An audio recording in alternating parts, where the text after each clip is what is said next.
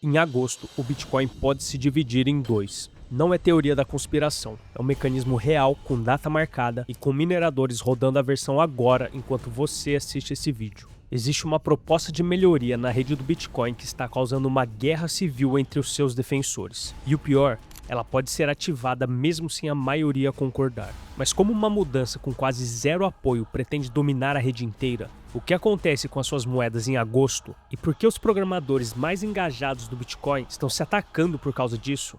Esse vídeo vai responder cada uma dessas perguntas. Vamos começar. Deixa eu começar te explicando o que é BIP110 e por que essa proposta existe. Vamos lá.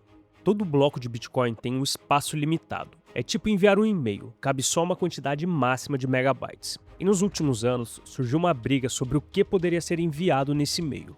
De um lado, existem pessoas que falam que esse e-mail é para transportar apenas um registro de transações. Bitcoin é dinheiro, então o espaço do bloco deve ser para uma transação financeira. Você pode mandar e receber valor. Pronto. Do outro lado, tem gente que fala que se ela está pagando para enviar um e-mail, ela pode colocar o que quiser dentro desse envio. Se eu quero enviar uma imagem, um texto ou um arquivo em uma transação de Bitcoin, eu pago a taxa e pronto, o espaço é meu. No final de 2025, as pessoas que defendiam o Bitcoin apenas como dinheiro trouxeram a BIP110. BIP nada mais é do que uma proposta de melhoria para o Bitcoin. 110, pois é a 110ª proposta de melhoria. Um exemplo real da BIP para você entender na prática. A possibilidade de guardar a sua carteira em 12 palavras nasceu através de uma BIP, a BIP 39.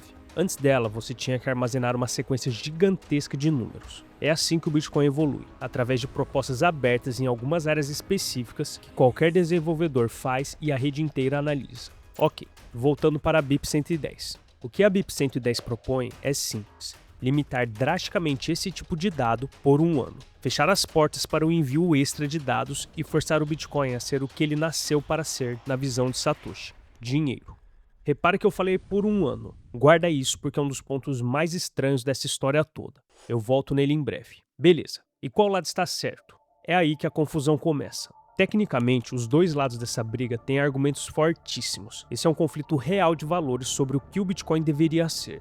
Começando pelo lado de quem defende a proposta. O argumento de quem é a favor da BIP110, ou seja, de quem quer restringir a rede a apenas transações financeiras, se baseia na coisa mais importante que existe no Bitcoin: a descentralização. O que faz o Bitcoin ser Bitcoin e não uma shitcoin qualquer na mão de meia dúzia de pessoas é que qualquer um com um computador simples consegue ter a rede inteira do Bitcoin na própria casa e verificar todas as regras sozinho, sem pedir licença para ninguém. É exatamente isso que torna o Bitcoin impossível de um governo controlar. Quanto mais dados você coloca nos blocos, mais pesada a rede fica. E quanto mais pesada, mais difícil para uma pessoa comum rodar isso em casa. Não demora muito para chegar num ponto onde só data centers e empresas grandes dão conta de armazenar a rede. Se isso acontecer, o Bitcoin vira exatamente aquilo que ele nasceu para destruir: um sistema na mão de poucos. Um sistema que você, de novo, precisa permissão para usar. Esse é o argumento de quem defende a BIP110. Não é frescura, é a espinha dorsal do que faz o Bitcoin valer alguma coisa. Mas então, por que existe gente igualmente séria e igualmente apaixonada por Bitcoin afirmando que a BIP110 é um erro perigoso? O argumento da maioria cabe em uma frase: a BIP110, do jeito que está, é um remédio errado para uma doença real. Deixa eu te explicar. Nos últimos 2 anos, a rede do Bitcoin foi bombardeada com dados que não têm nada a ver com dinheiro. Imagem, textos, outros dados aleatórios. E cada byte desse ocupa espaço que deveria ser de transação. Isso pesa a rede, aumenta as taxas quando há mais movimento e dificulta quem quer ter um registro da rede em casa. Quem defende a BIP110 está certo em enxergar isso. O problema é o remédio, e ele tem 2 defeitos que para mim superam qualquer benefício. O primeiro é o precedente. Lembra que eu mencionei que a proposta vale por um ano? É aqui que ele entra. O Bitcoin já mudou antes e para melhor, mas sempre com 1 ano de discussão, testado à exaustão, ativado quando quase todo mundo concordou e para durar para sempre. A BIP110 faz o contrário, ela já nasce com prazo de validade. Vale 1 ano e depois a gente vê. E o pior, pode ser ativada por uma mecânica onde a minoria força a mudança para o resto da rede. Isso é extremamente crítico e eu já vou te explicar. O segundo defeito é o risco de rachar a rede, e de um jeito traiçoeiro. Quando se fala em divisão do Bitcoin, todo mundo já pensa no Bitcoin Cash. Mas aquilo foi um divórcio combinado. Todo mundo sabia que ia virar 2 moedas. A BIP110 é diferente, e é aí que mora o perigo. Ela foi feita para ser compatível com as regras antigas. Parece mais seguro, mas o risco é pior: uma rachadura acidental das duas redes. Se metade da rede ativa e metade ignora, viram dois grupos minerando com regras diferentes ao mesmo tempo. Não é uma divisão limpa, pelo contrário. E se não bastasse, tem uma mecânica escondida nessa proposta que aumenta a probabilidade dessa rachadura acontecer. Presta atenção, pois essa é a parte mais importante. Hoje o apoio dos mineradores à BIP-110 é baixo, menos de 1%. Para ativar a BIP-110 do jeito normal, precisaria de 55%.